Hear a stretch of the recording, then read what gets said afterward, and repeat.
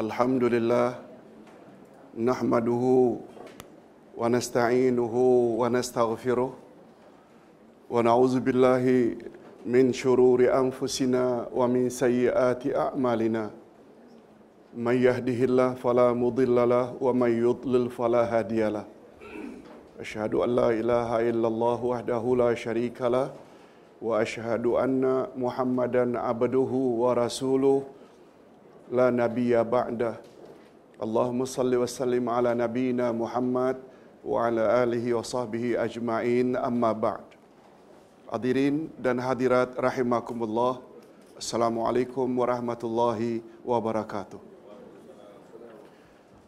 Alhamdulillah, kita bersyukur dapat meneruskan lagi majlis ilmu kita dengan tafsir surat Ali Imran atau tafsir juz yang ketiga, yang pada pagi ini kita akan bahas Ali Imran ayat 75 hingga 78. Silakan buka muka surat 231. Betul?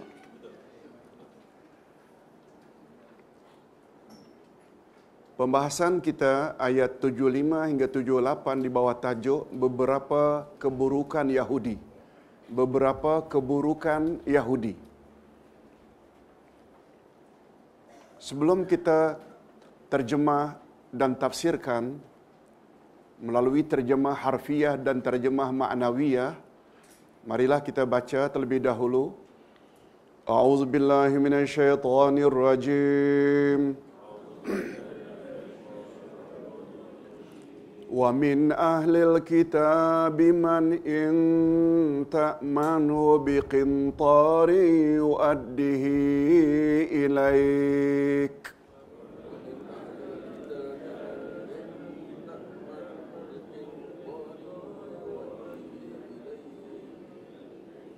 Wa minhum man in ta'manu bidinarin la yu'addihi ilaika illa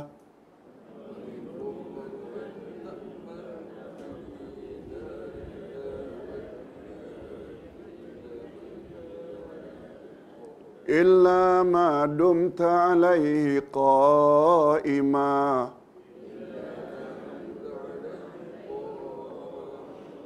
ذلك بأنهم قالوا ليس علينا في الأمين سبيل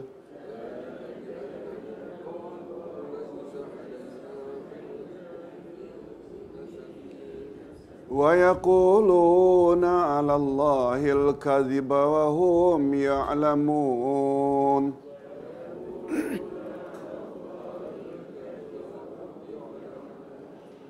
بلى من أوفى بعهده واتقى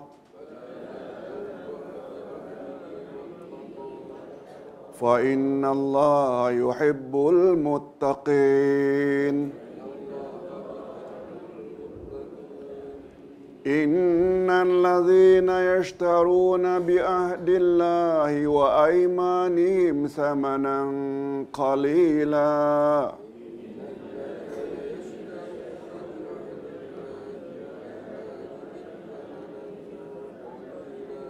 أولئك لا خلاق لهم في الآخرة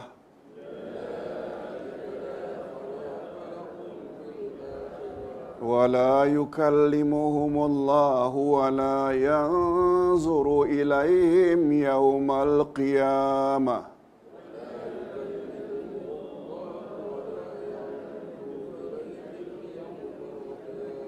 ولا يزكيهم ولهم عذاب أليم.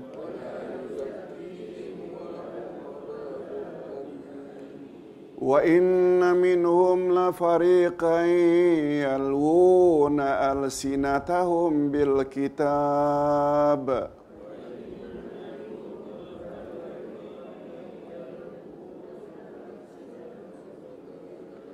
لتحسبوه من الكتاب وما هو من الكتاب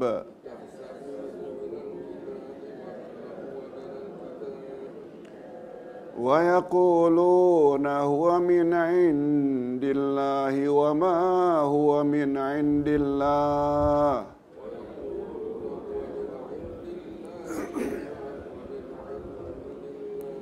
ويقولون على الله الكذب وهم يعلمون.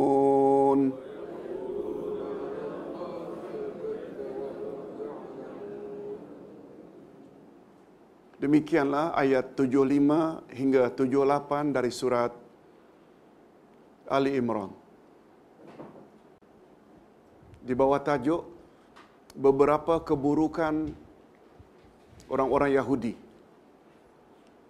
Bapa-bapa dan ibu-ibu, mohon persetujuan terjemah harfiah ini kita tangguhkan.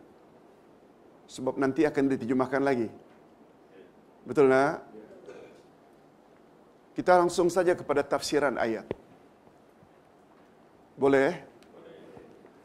Di dalam ayat-ayat terdahulu telah dijelaskan sifat dan sikap khianat ahli kitab terhadap agama dan usaha mereka untuk menipu kaum muslimin agar keluar dari agama Islam.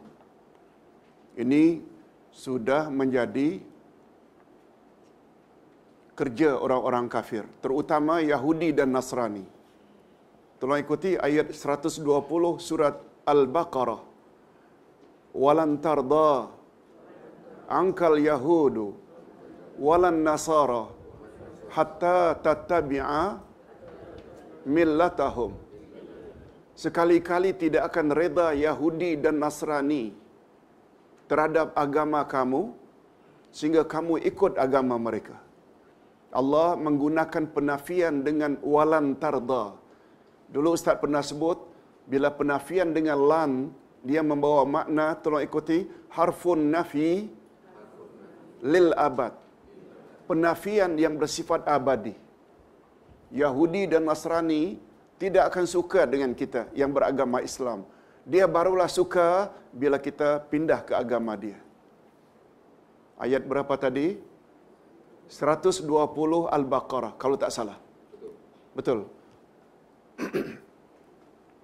Segala bentuk daya upaya telah mereka kerahkan semampu yang boleh untuk menghalang manusia daripada memeluk agama baru yang dibawa oleh Nabi Muhammad sallallahu alaihi wasallam sambil mendakwa kononnya merekalah umat pilihan Allah. Betul tak Yahudi selalu declare bahawa merekalah the chosen one. Mereka juga mendakwa bahawa agama yang hak atau yang benar hanya dimiliki oleh mereka dan keistimewaan ini tidak akan mungkin diperolehi bangsa atau umat yang lain. Itu sebabnya orang-orang Yahudi sejak zaman awal lagi anggap orang-orang Arab termasuk high class atau low class citizen. Sebab mereka dah declare merekalah yang paling istimewa. Pada ayat berikutnya Allah Subhanahu Wa Taala menyebut pula keadaan golongan mereka yang lain, yaitu yang suka berbuat khianat terhadap amanah dan mendakwa halal hukumnya bagi mereka memakan harta umat atau bangsa lain secara batil. Maksudnya, karena mereka telah terlanjur mendakwa merekalah the chosen one. Barangkali kita biasa baca protokolat Yahudi, zina haram, riba haram, mencuri haram.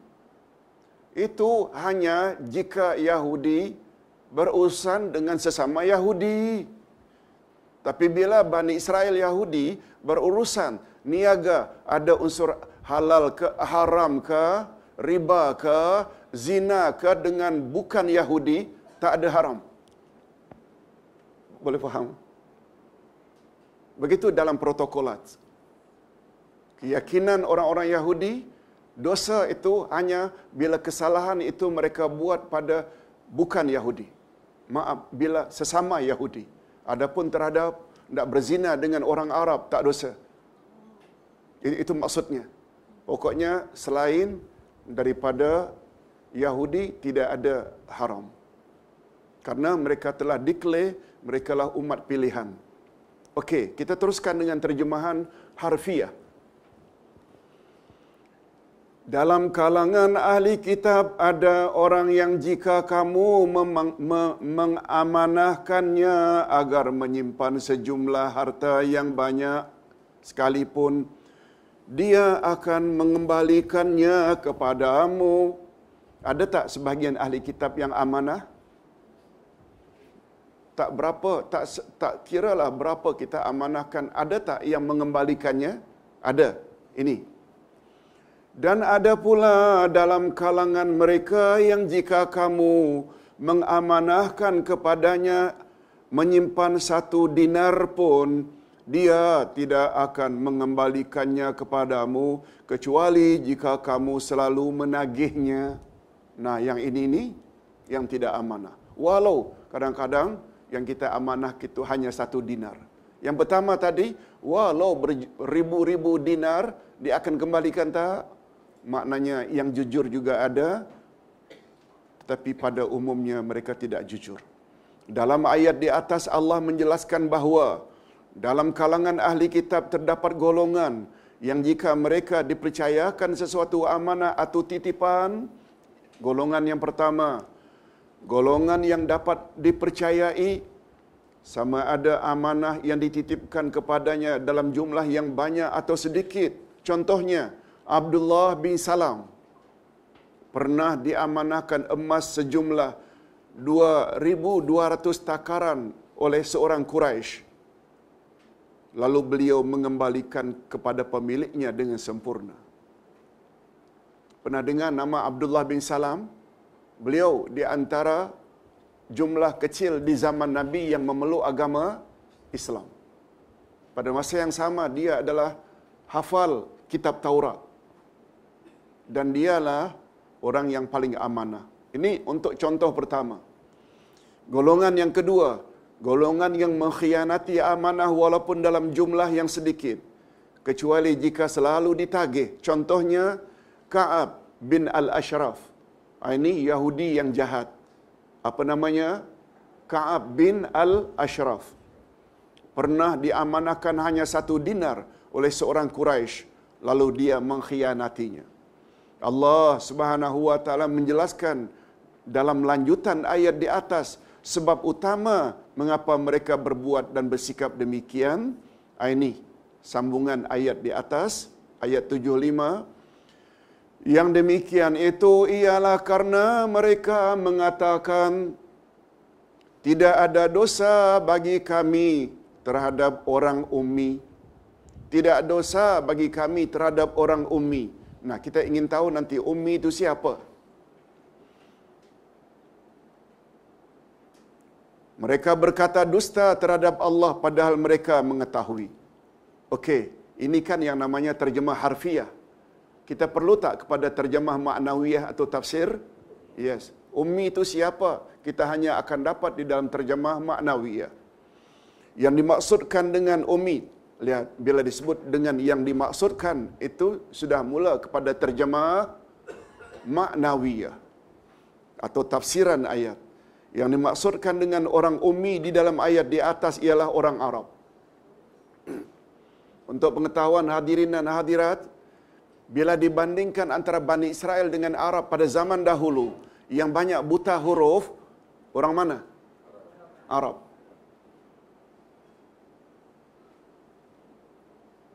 Itu sebabnya di dalam Al-Quranul Karim, bila disebut ummiyun, dalam bentuk jamak ummi, dia merujuk kepada orang Arab. Hadirin dan hadirat, apa kaitannya ummi dengan makna my mother? Tahu tak rahasianya? Kata ulama tafsir, Nabi Muhammad ummi tak? Apa makna ummi? Buta huruf, tak boleh baca, tak boleh tulis, tak boleh baca. Tak boleh tulis, tak boleh baca. Hadirin dan hadirat rahimakumullah. Dalam pelajaran yang pertama tadi kita disuruh tak ikut Nabi. Ikut Nabi bagus tak kalau kita ramai-ramai jadi orang yang buta huruf? Kan Nabi buta huruf. Betul tak? Jawabnya tak betul. Mengapa tak betul?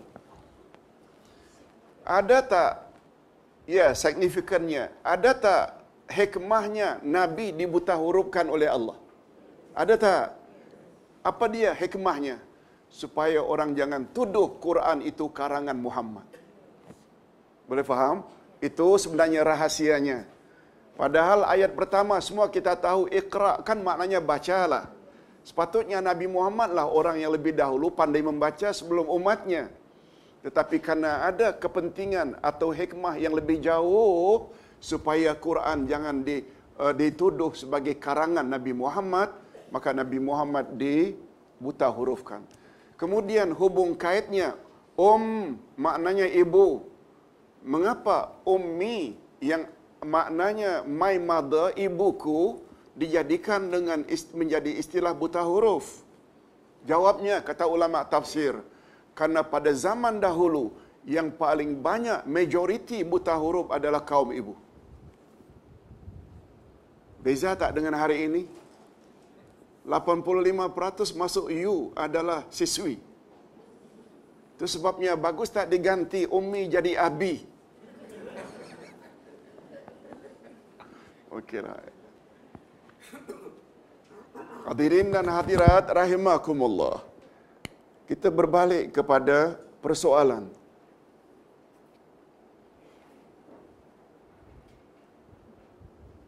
Mereka mendakwa bahawa tidak berdosa apabila mereka tidak menunaikan amanah terhadap orang Islam. Karena mereka beranggapan bahawa tidak ada ancaman dan tidak ada dosa jika mereka memakan harta orang Islam dengan cara yang batil. Ini seperti yang Ustaz katakan tertera di dalam protokolat dan menjadi ketetapan dalam agama Yahudi. Dan menurut mereka selain orang Yahudi tidak akan diperhatikan oleh Allah, menurut mereka selain orang Yahudi tidak akan diperhatikan oleh Allah. Bahkan mereka mendapat murka daripada Allah. Maknanya Allah tidak ambil berat terhadap selain Yahudi. Oleh itu, harta mereka tidak mendapat perlindungan daripada Allah dan mengambil harta mereka tidak dianggap sebagai dosa. Bapak-bapak dan ibu-ibu, ini menurut pandangan siapa? Yahudi. Imam Ibnu Jarir meriwayatkan bahawa sebab mengapa ayat ini diturunkan Allah ialah sebahagian orang Arab menjual barang dagangan mereka kepada Yahudi. Hadirin dan hadirat, betul tak orang-orang Arab pada zaman dahulu pandai bisnes, berdagang, berniaga? Ada di antara mereka yang berurus niaga dengan Yahudi pada zaman jahiliyah. Setelah mereka memeluk Islam, iaitu dari kalangan orang-orang Arab memeluk Islam, lalu orang Arab itu meminta harga barangan tersebut. Lalu orang Yahudi berkata, tolong ikuti, laisa alaina amanatan wala qada'a lakum indana li'annakum taraktum dinakumul ladzi kuntum alaihi wadda'u annahum wajadu zalika fi kitabihim. Terjemahannya, begitu Yahudi ditagih hutangnya oleh orang-orang Arab yang sudah memeluk Islam, apa jawab Yahudi? Kami tidak bertanggungjawab terhadap titipanmu itu. Dan kami tidak berhak dan kamu tidak berhak menuntut daripada kami ke pengadilan karena kamu telah meninggalkan agamamu. Mereka mendakwa bahawa mereka menemukan ketentuan itu di dalam kitab mereka Taurat. Hadirin dan hadirat, betulkah tertera dalam Taurat atau hanya tipu? Semua ini tipu daya daripada orang Yahudi. Di dalam ayat di atas Allah membantah keras dakwaan yang tidak berasas itu. Mereka berkata dusta terhadap Allah padahal mereka mengetahui. Maksudnya mereka mengetahui bahawa mereka sengaja berdusta. Mereka menyadari bahawa tidak ada sedikit pun ketentuan di dalam Taurat yang membolehkan mereka untuk mengkhianati orang Arab atau memakan harta orang Islam secara tidak sah.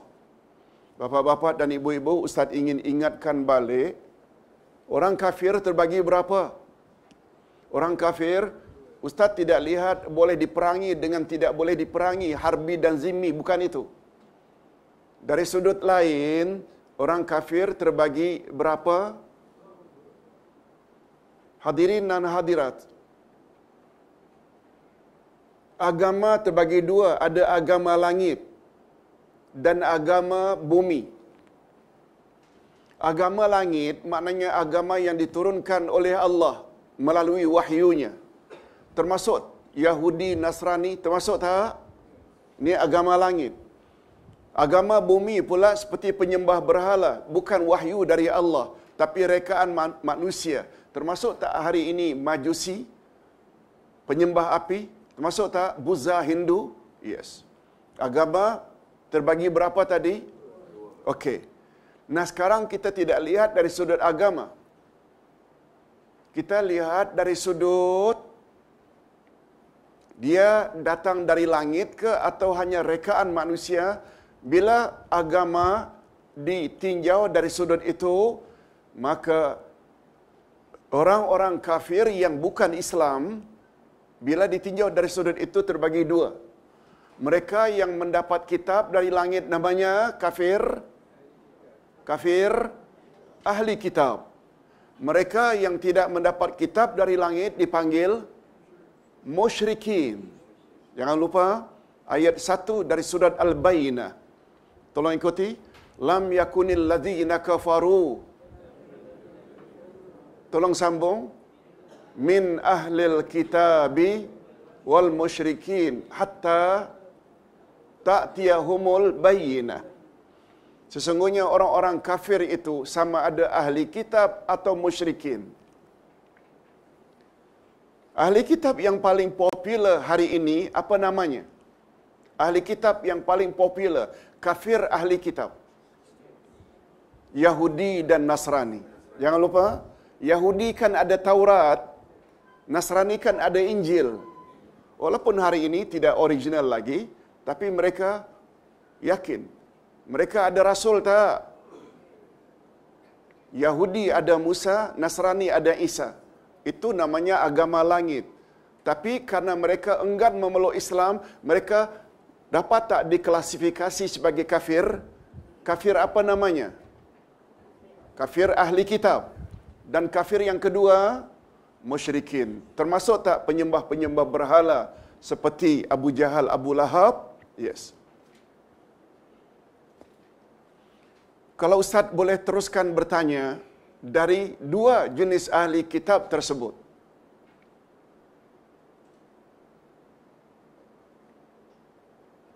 dari dua jenis ahli kitab tersebut, siapa yang tertunggu-tunggu kemunculan Rasul terakhir? Kafir, musyrikin atau ahli kitab? Ahli kitab. Mengapa ahli kitab? Sebab maklumat tentang ciri-ciri Rasul akhir zaman tertera tak di dalam Taurat dan Injil? Pernah diberitahu tak oleh Musa dan Isa? Ahli kitab sebenarnya tertunggu-tunggu. Sedangkan musyrikin tidak tertunggu-tunggu sebab mereka tidak dapat kitab dari langit, juga mereka tidak punya nabi dan rasul. Betul tak? Oleh sebab itu, kalau kejahilan orang-orang musyrikin enggan menerima Muhammad sebagai rasul, dianggap masih wajar lagi sebab mereka tidak ada rasul, tidak ada kitab. Tetapi orang-orang yang tertunggu-tunggu terhadap kemunculan Rasul akhir zaman, mereka tahu tak sebenarnya Nabi Muhammad Rasul sebenar? Tahu tak? Tahu. Oleh sebab itu, musyrikin mereka enggan menerima Muhammad. Boleh tak dikatakan karena kejahilan mereka? Sedangkan ahli kitab bila tolak Muhammad karena jahil atau degil? Ada beza tak degil dengan jahil? Jahil tak tahu. Degil tahu tapi tak mau ikut. Kata Imam Ibnul Qayyim, walaupun kedua-dua sifat itu tidak elok, jahil dan degil, inad. Tolong ulangi, inad. Wa jahlun. Inad, degil, jahlun, bodoh, jahil. Walaupun kedua-dua sifat itu tidak elok, tapi bila kita compare, mana yang lebih berbahaya? Mana yang lebih berbahaya, jahil atau degil?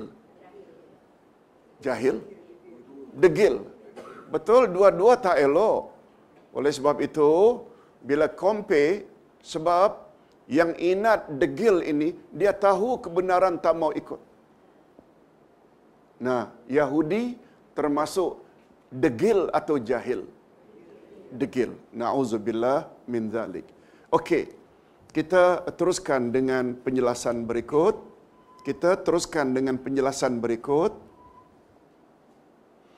Malahan Nabi Muhammad sallallahu alaihi wasallam menegaskan lagi setelah turun ayat 75 di atas, sebagaimana diriwayatkan oleh Ibnu Al-Munzir dari Sa'id bin Jubair. Tolong ikuti. Kadzaba a'da'ullah ma min syai'in fil jahiliyah illa wa huwa tahta qadamayya hataini illa al-amanah fa innaha muwaddah ilal birri wal fajir.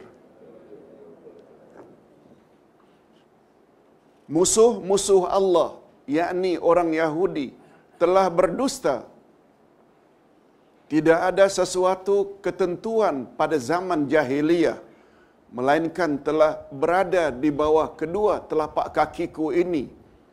Telah dibatalkan, maksudnya telah dibatalkan, kecuali amanah.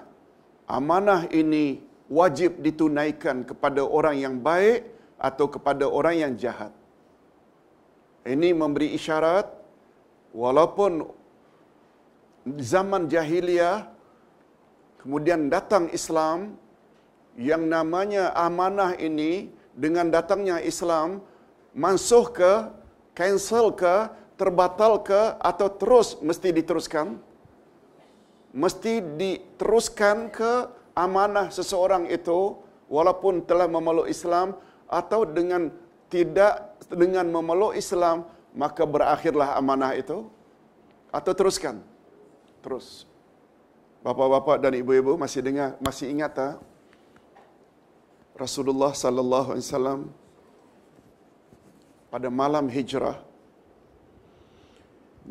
betul tak beliau hijrah keluar dari rumah menuju ke tempat Abu Talib.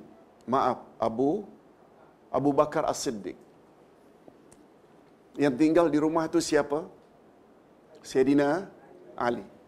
Apa Nabi buat sebelum meninggalkan rumah? Wahai Ali, di rumahku ini banyak amanah dari orang-orang Mekah.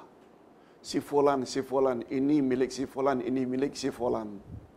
Nanti tolong engkau kembalikan amanah ini kepada yang empunya, kepada owner. Padahal amanah tersebut itu yang dititip kepada Nabi, betul tak Nabi Muhammad sudah terkenal sejak kecil lagi Al-Amin? Betul tak? Apa makna Al-Amin? Orang yang amanah, orang kepercayaan. Sehingga orang-orang kafir pun menitip pada Nabi Muhammad, walaupun mereka tidak meluk Islam. Boleh faham maksud Ustaz? Buat contoh itu. Jangan mentang-mentang dia tak masuk Islam, lalu kita boleh gunakan amanahnya suka hati tu. Tak, itu maksudnya. Amanah tetap mesti dilaksanakan walaupun terhadap orang baik atau orang jahat. Itu sebabnya apabila kita berhutang pada orang-orang kafir, lalu kita tidak dapat bayar, jangan kita punya anggapan, oh dia kan orang kafir, tak payah bayarlah. Boleh tak? Tak boleh. Itu amanah. Hutang itu adalah amanah. Dia layak tak nanti mendakwa kita di akhirat, walaupun dia orang kafir. Itu maksudnya. Kita teruskan. Allah Subhanahu Wa Taala membantah dakwaan Yahudi yang tidak menepati janji semata-mata karena janjinya, Akan tetapi yang menjadi ukuran bagi mereka ialah dengan siapa mereka berjanji. Dengan siapa mereka berjanji. Mereka memandang wajib ditepati janjinya jika perjanjian itu dibuat dengan sesama Bani Israel, tetapi jika perjanjian itu bukan dengan Bani Israel, maka mereka memandang tidak wajib ditunaikan. Bantahan tersebut tercantum di dalam ayat berikut. Tolong ikuti. Bala man awfa bi'ahdihi wattaqa.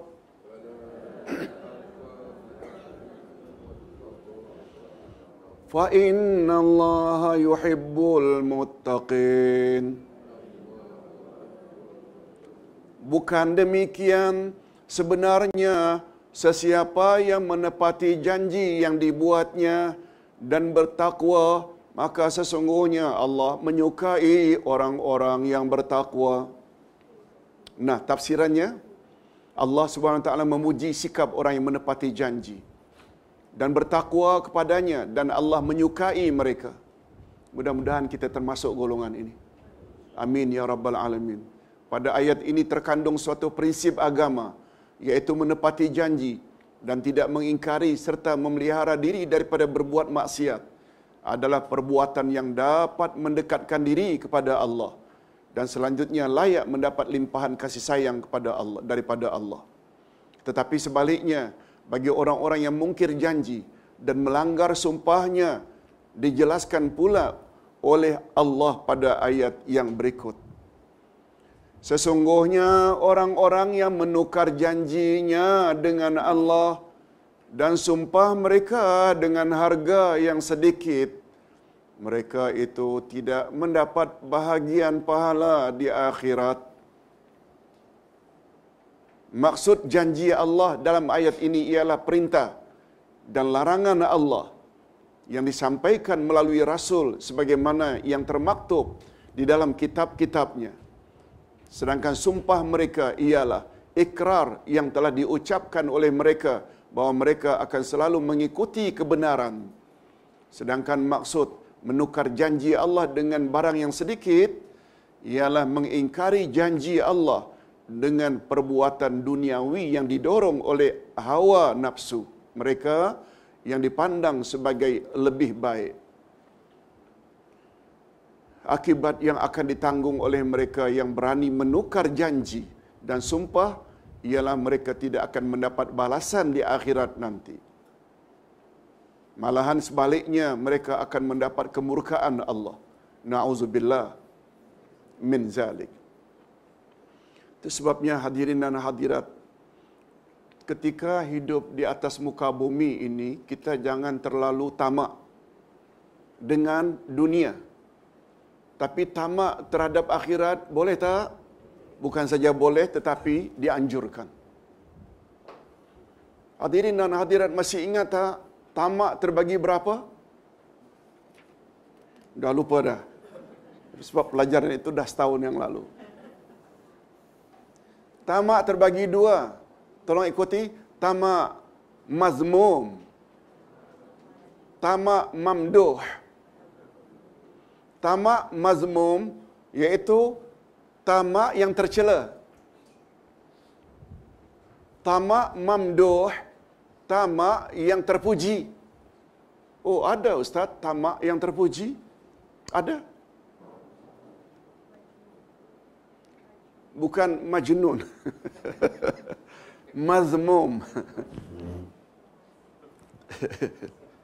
Tamak terbagi berapa? Dua.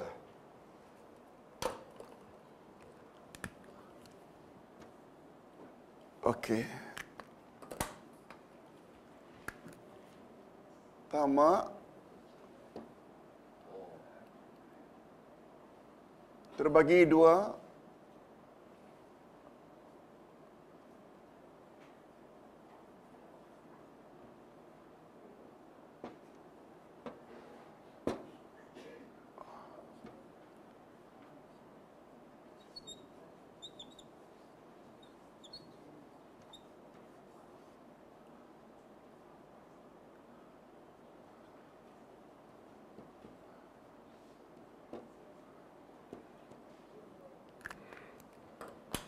Sekali lagi, tamak menginginkan sesuatu yang banyak.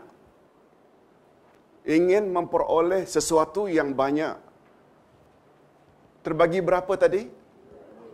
Satu namanya tamak yang tercela. Tolong ulang, tamak mazmum. Mim zal, mim waw mim, mazmum, tercela. Tamak yang kedua, tamak yang terpuji. Tamak yang terpuji iaitu mengharap sesuatu agar mendapat lebih banyak. Tamak bapa-bapa dan ibu-ibu dalam mempelajari Quran dan sunnah Nabi. Ketamakan ibu-ibu tak mau ketinggalan dalam majlis ilmu. Sebab Nabi berjanji, siapa sungguh-sungguh ke majlis ilmu, niscaya Allah akan permudah baginya jalan ke syurga. Tamak macam itu boleh tak? Tamak apa namanya? Mamduh. Mamduh. Tapi tamak yang tercela. Tamak yang tercela. Bila kita dapat undangan umpamanya, kemudian tuan rumah sediakan makanan buffet, yang datang ramai sedangkan masakan tak begitu banyak, kita ambil makanan itu sampai membukit. Akhirnya tak habis kita makan. Banyak orang-orang kemudian tak dapat makan. Ini tamak, ini namanya tamak mazmum, tercela. Yang penting diri. Orang lain dapat tak kisah. Sama tak dengan monyet? Sama tak? Dah kenyang, dia tak makan, simpan di sini. Itu sebabnya Yahudi ada kaitan tak dengan monyet? Ni dia. Sifat ini ni terserlah di situ. Yahudi tamaknya macam monyet. Allah pernah tak sebut ibu bapa orang-orang Yahudi hari ini pernah tak dijadikan oleh Allah menjadi kera? Tolong ikuti. Kunu qiradatan khasiin. Jadilah kamu monyet-monyet atau kera-kera yang hina. Ada kaitan tak dengan mereka melanggar larangan memancing pada hari Sabtu? Oleh sebab itu, di antara sifat yang sangat menonjol di kalangan orang-orang Yahudi, tamaknya. Tamaknya. Kalau dapat menguasai apa saja, walaupun itu secara batil. Itu sebabnya kita orang Islam tak boleh punya sifat macam itu. Kalau Ustaz boleh singgung sedikit masalah harta kita ni, kata Nabi, yaqulun nasu mali mali mali. Manusia selalu berkata itu hartaku, itu hartaku, itu hartaku. Padahal kata Nabi, harta mereka 3 sahaja. Masih ingat? Apa yang mereka makan habis? Apa yang mereka pakai lusuh? Ingat tak yang terakhir? Apa yang mereka sedekahkan? Sedekah ini jadi hak kita tak kelak mendapat ganjaran di akhirat. Itu sebabnya apabila lebih-lebih lagi dah mendengar tabung jihad kita dah berkurang. Ya, Ustaz bimbang ini. Tak tertangan nanti Pak Muhammad Nur ini untuk menerima, insya-Allah. Itu sedekah kita. Mudah-mudahan. Jangan bimbang. Kata Nabi, sedekah itu sebabnya di dalam surat Al-Munafiqun ayat 10 dan 11 Allah ada sebut tak? Jangan jadi orang yang apabila hendak datang mati, dia berkata, oh Tuhan, tolong delay kematianku supaya aku boleh bersedekah. Mengapa disebut sedekah? Bukan haji, bukan salat, bukan zakat, bukan. Tapi sedekah. Karena nilai sedekah tinggi tak? InsyaAllah. Hadirin dan hadirat rahimakumullah. Jadi, tamak ada berapa jenis? 2. Bagus tak kita tamak untuk mendapat ganjaran yang banyak di sisi Allah? Pantang kita cukup menyesal bila dah azan subuh padahal tak terbangun untuk tahajud dan witir. Tamak tak itu? Tak senang hati rasanya khasnya laki-laki kalau salat di rumah subuhnya, maghrib, isyaknya, kecuali berjemaah di masjid. Tamak tak itu? Tamak mazmum atau mamduh. Mamduh. Okey, pemahaman ini sangat mustahak. Bapa-bapa dan ibu-ibu yang dihormati sekalian, Allah Subhanahu wa taala seterusnya, akibat yang akan ditanggung oleh mereka yang berani menukar janji dan sumpah ialah mereka tidak akan mendapat balasan di akhirat nanti. Malahan sebaliknya, mereka akan mendapat kemurkaan Allah. Hal ini sangat jelas terkandung di dalam ayat ini. Tolong ikuti. Wala yukallimuhumullah wala yanzuru ilaihim yaumal qiyamah wala yuzakkihim walahum azabun alim. Dan Allah tidak akan berkata-kata dengan mereka dan tidak akan melihat kepada mereka pada hari kiamat, dan tidak pula akan mensucikan mereka, bagi mereka azab yang pedih. Na'udzubillah min zalik. Ungkapan bahawa Allah tidak akan berkata-kata dengan mereka, tidak melihat mereka pada hari kiamat, dan tidak mensucikan mereka, menggambarkan betapa kemurkaan Allah kepada mereka. Mereka tidak diberi keampunan oleh Allah. Itu maksudnya Allah tidak bersedia mensucikan mereka. Malahan untuk mereka tersedia azab yang sangat pedih. Nah, sampai kita ke ayat yang terakhir, tolong ikuti. Wa inna minhum la fariqan yalwuna alsinatahum bil kitab.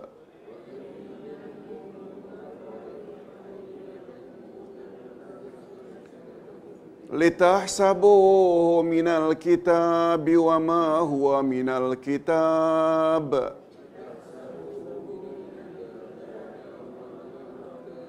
wa yaquluna huwa min indillah wa ma huwa min indillah wa yaquluna 'ala Allahil kadhib wahum ya'lamun. Sesungguhnya dalam kalangan mereka ada segolongan yang memutar-mutar lidahnya membaca Alkitab, supaya kamu menyangka yang dibaca sebahagian dari Alkitab, padahal ia bukan dari Alkitab. Dan mereka mengatakan, ia yang dibaca itu datang daripada sisi Allah, padahal ia bukan dari sisi Allah. Mereka berkata dusta terhadap Allah, sedangkan mereka mengetahui. Nah, mereka dusta. Tahu tak mereka yang mereka berdusta? Mereka tahu tak? Ini yang kita katakan tadi, mereka itu jahil atau degil? Degil.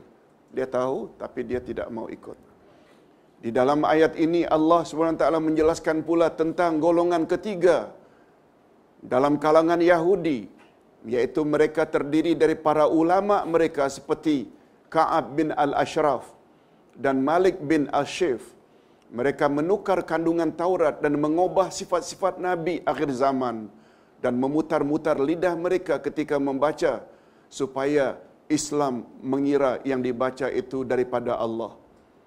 Mereka berdusta, berkata dusta terhadap Allah, sedangkan mereka mengetahui bahawa mereka sebenarnya adalah berdusta.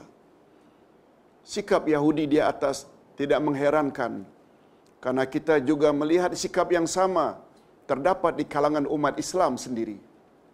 Mereka mendakwa setiap Muslim yang pasti akan masuk syurga, walaupun mereka bergelumang dengan maksiat.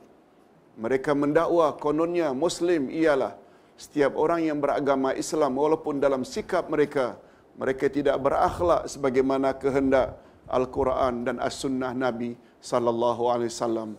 Malahan kerap kita melihat akhlak mereka dan perilaku mereka lebih buruk daripada orang-orang kafir. Wujud tak? Ingat hadirin dan hadirat, sebagai mengakhiri,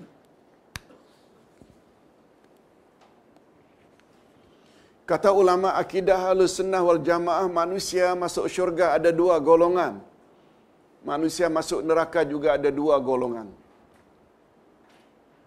Golongan pertama yang masuk syurga ialah melalui nama-nama. Ada tak nama-nama tertentu garanti masuk syurga? Sesuai tak kalau Ustaz katakan paling utama adalah para Nabi dan Rasul? Masuk tak?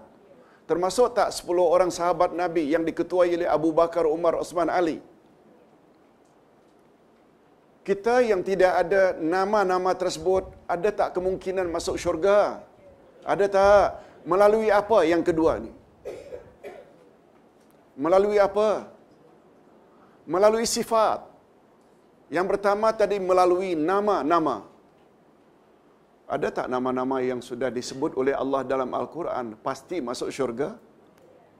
Begitu juga dalam hadis Nabi. Rasulullah pernah tak menegur Bilal bin Rabah? Wahai Bilal, apa amalanmu? Ada apa ya Rasulullah? Ketika engkau lalu tadi, aku mendengar telapak kakimu itu mirip-mirip dengan telapak kaki yang aku dengar dalam syurga ketika Isra' dan Mi'raj. Bilal jawab, tidak ada apa-apa yang istimewa ya Rasulullah, kecuali saya setiap ambil uduk, tak kira siang atau malam, petang atau pagi, musim sejuk atau musim panas, tak pernah tinggal salat 2 rakaat sesudah uduk. Itu sebabnya nasihat Ustaz, dan itu amalan Ustaz, bangun pagi jam 4 ke 4:30, setelah bersihkan badan ambil uduk, pertama-tama buat dulu salat sunat sesudah uduk. Baru tahajud, witir. Bagus tak? Nah ini, memberi isyarat tak Bilal itu garanti masuk syurga. Malah kata ulama hadis, beliau lebih dahulu masuk syurga sebelum Rasulullah. Dia tak menafikan ya Rasulullah orang pertama. Tapi isyarat itu ada tak Nabi terbayang sebelum lagi mereka meninggal dunia? Namun kita yang tidak ada dalam senarai nama-nama tersebut, ada kemungkinan tak masuk syurga melalui apa? Sifat. Milikilah sifat macam sifat para Nabi, sifat para Siddiq, Abu Bakar, Umar, Osman, Ali. Begitu sebaliknya, orang yang masuk neraka juga melalui 2 golongan. Golongan pertama masuk neraka melalui nama.